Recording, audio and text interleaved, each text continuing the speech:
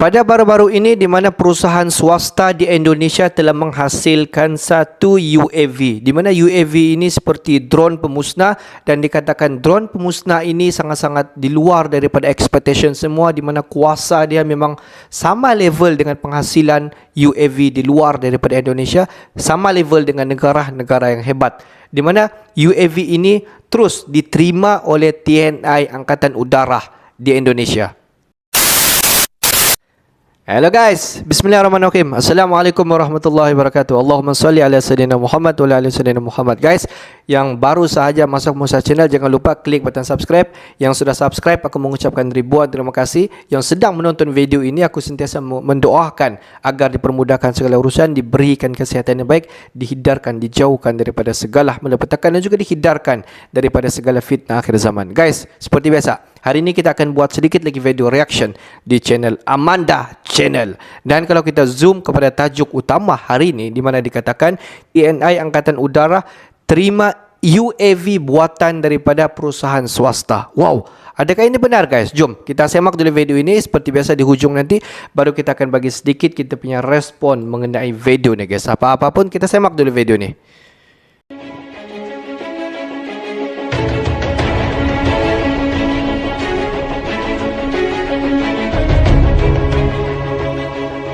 Halo Brand, kembali lagi di Amanda Channel.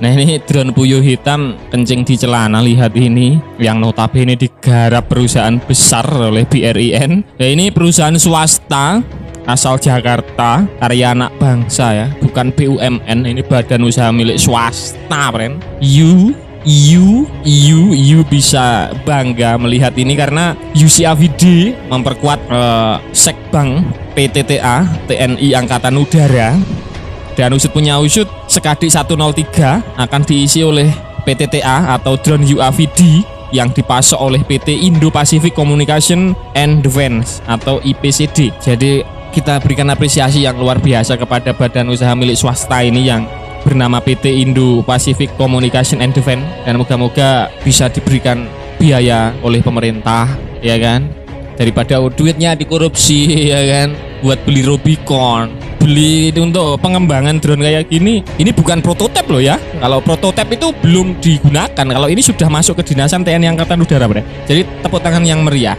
Boleh dikata ini sudah perfect lah, seperti itu. Sebenarnya orang pintar itu belum nemu aja yang BUMN itu harusnya orang pintar yang direkrut, jangan orang yang punya duit gitu loh. Kalau duit kan bisa diberi sama pemerintah gitu loh. Orang pintar kayak gini harusnya diapresiasi yang luar biasa lah. Tepuk tangan ya sekali lagi buat PT Indo Pacific Communication and Defense.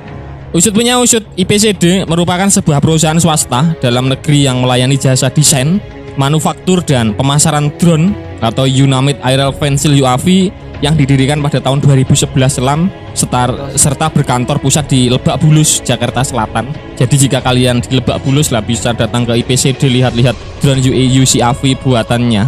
Tinggal cantolin bom aja, Brand. Kalau muat untuk dibuat versi militer kayak gini tinggal diintegrasikan dengan bom, ya kan. Ya kalau nggak bisa buat bom, buat granat lah, lumayan buat jatuhin granat gitulah. Sebenarnya nggak susah kok kalau sudah ada yang bisa membuat UAV-nya. Kalau masalah dicantolin bom itu mudah sebenarnya. Yang penting jangan yang pakai inframerah pelacak, itu memang agak sulit kalau seperti milik Turki. Ya yang bisa jatuhin gitu saja, yang penting presisi jatuhnya gitu, Bre. Dan UAVD pesawat ini dibuat oleh IPCD berdasarkan drone LHD melalui lisensi LH Aviation Prancis dengan mendapatkan transfer teknologi TOT. Material yang digunakan untuk pesawat yakni karbon komposit telah diproduksi di dalam negeri. Jadi TOT dari Prancis berhasil, Bren. LH-110D didasarkan pada pesawat kit berpenumpang 2 awak LH-10 Ellipse yang sukses terbang perdana pada tahun 2007 dan dipamerkan ke publik di Vandenborg Air Show 2008. Dan sementara keberadaan UAVD atau LHD di tanah air diketahui publik saat dipamerkan dalam gelaran Indo Defense bulan November 2016 yang lalu. Sebelumnya bersama versi berawak LH-10 Guardian untuk peran misi pengawasan telah ditampilkan pada pameran alutsista di Rapim TNI di Cilangkap bulan Desember 2015 yang lalu tepatnya. Untuk menengok spesifikasinya, ini sangat luar biasa kalau menurut pandangan Mimin. UAV buatan Lebak Bulus ini memiliki bentang sayap 8 meter, panjangnya 5 meter dan tingginya 2,5 meter dengan muatan 250 kg.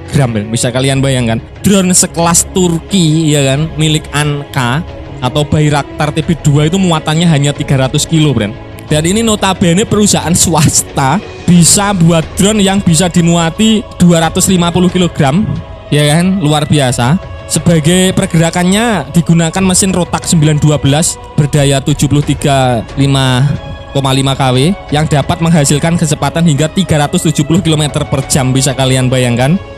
Dan drone ini mampu terbang di ketinggian 5.500 meter, lebih rendah sedikit daripada drone Anka, dan mampu menjangkau jarak 4.000 km atau bisa terbang selama 22 jam non-stop. Untuk daya terbangnya udah mirip-mirip lah sama drone Anka atau Bayraktar.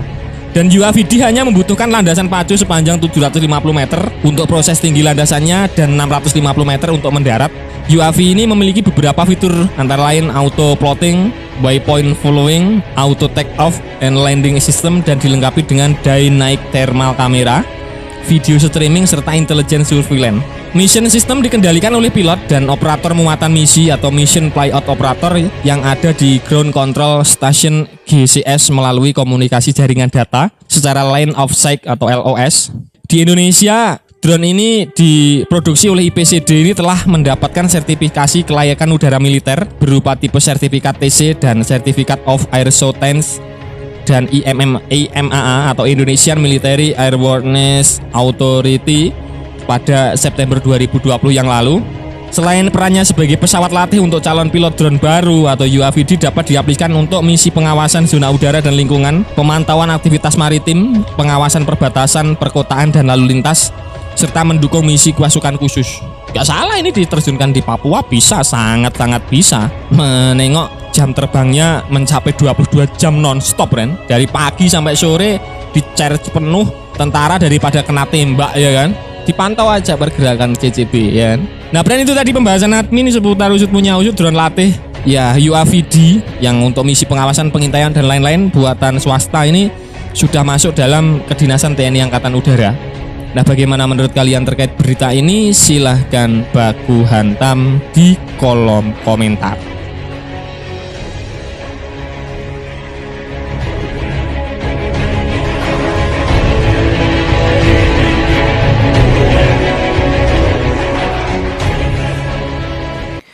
Drone UAV merupakan buatan daripada perusahaan swasta di Indonesia, di mana perusahaan swasta ini telah menjalinkan hubungan kerjasama ataupun TOT bersama dengan salah sebuah syarikat di Perancis, di mana Indonesia membuat TOT bersama dengan Perancis dalam penghasilan UAV drone, dan ini diusahakan sepenuhnya oleh perusahaan swasta di Indonesia, di mana drone ini siap saja terus TNI Angkatan Udara menggunakan UAV.